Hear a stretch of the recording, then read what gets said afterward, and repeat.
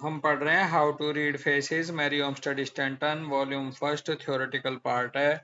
Doctor Amitpal भाई, chapter चल रहा है 6 हम्म, और डेट हो गई है आज हमारी 23 जून 2026।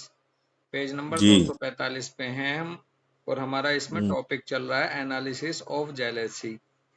जी मैरियम स्टडी 245 पेज पे कह रही है कि the animals in which jealousy is most developed are also those in which the muscular system is supreme, as for hmm, example the tiger, the panther, the leopard, the hyena, the cat and the ape tribes। Hmm, जिन animals में jealousy बहुत ज्यादा develop रहती है उसमें देखा जाता है उनमें कि उनमें मस्कुलर सिस्टम जो है वो सुप्रीम होता है। बिल्कुल। उदाहरण दिया इन्होंने जैसे टाइगर, पैंथर, लिपर्ड, हाइना, कैट हम्म, वगैरह। Again another evidence of lower grade in evolution or development is shown in the fact that those classes of persons and animals in which the muscular system is dominant as a rule exhibit also the dominance of the biliary system over the heart and lungs, and in the order of evolution of organs and functions the biliary system is evolved before the heart and lungs, hence hmm, is not indicative of as high a grade of development as where the heart and lungs are relatively more powerful। हम्म, कह के चल रही है कि दूसरा एक evidence इस बात का मिलता है lower grade of in evolution के रूप में, डेवलपमेंट के रूप में ये तथ्य दिखाई देता है कि हम्म, लोगों की वो क्लास हम्म, और एनिमल्स की वो क्लास जहां मस्कुलर सिस्टम डोमिनेंट होता है as a rule exhibit also the dominance of biliary system over the heart and lungs, तो वहां हार्ट और लंग्स के ऊपर हावी रहता है उनका बिलियरी सिस्टम हम्म, ऐसे लोगों में। In बिल्कुल। order to evolution of organs and functions, the biliary system is evolved before the heart and lungs।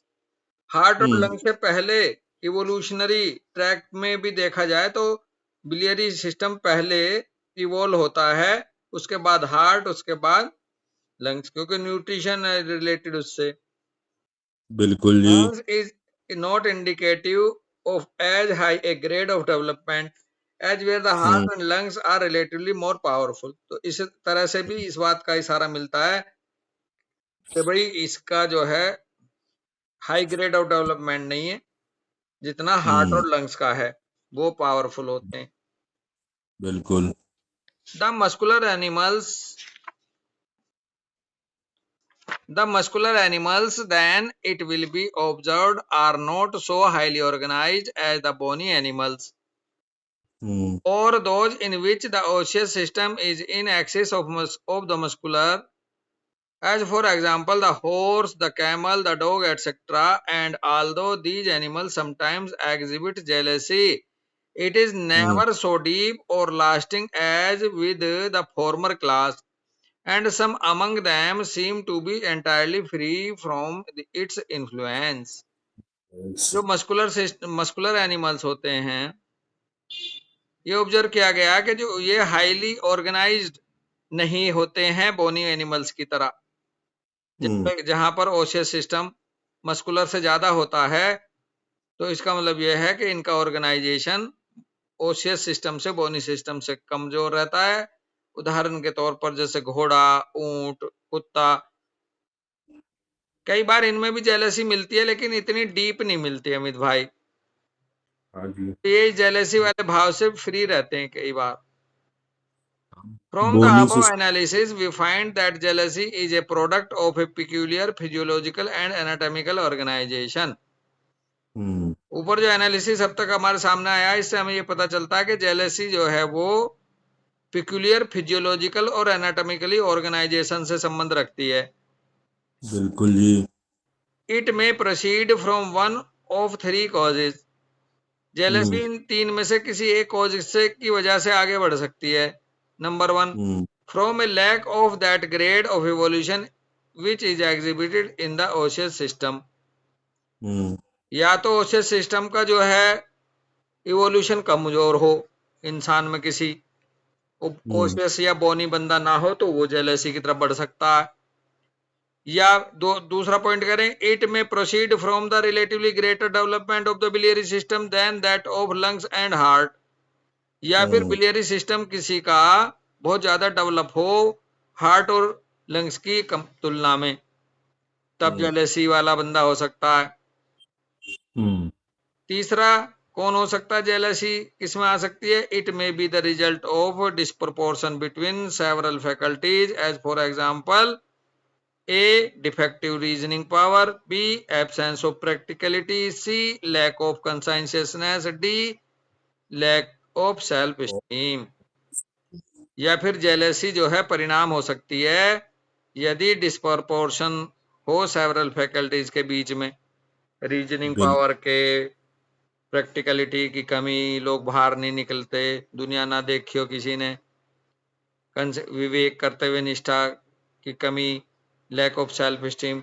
हालांकि ये सब चीजें बता दी मेरी ओमस्टड ने, लेकिन इन सब के पीछे मस्कुलर सिस्टम का ज्यादा मजबूत होना जेलेसी की तरफ ले जाएगा और ओसियस सिस्टम का कमजोर होना। अमित भाई बिल्कुल जी।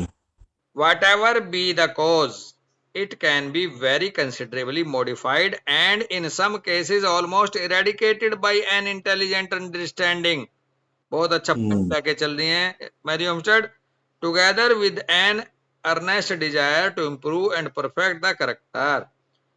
मैरी ओमस्टेड कह रही है कि कोई भी कारण हो जेलेसी का, बिल्कुल भाई मॉडिफाई कर सकते हैं हम वेरी कंसिडरेबली इसको मॉडिफाई कर सकते हैं, और कुछ केसेस में तो जेलेसी से मुक्त भी हो सकते हैं। बिल्कुल इसके द्वारा एक इंटेलिजेंट अंडरस्टैंडिंग के द्वारा, साथ में इम्प्रूव होने की बहुत तीव्र इच्छा अगर है परफेक्ट कैरेक्टर के साथ, तो हम इंसान को इस जेलेसी वाले ट्रेट से मुक्त भी कर सकते हैं, अदरवाइज मॉडिफाई तो कर ही सकते हैं। बिल्कुल। If man were not the most malleable, malleable का मतलब लचीला, नरम, मान लेने वाला। If man were not the most malleable creature in existence, this knowledge would be of little use.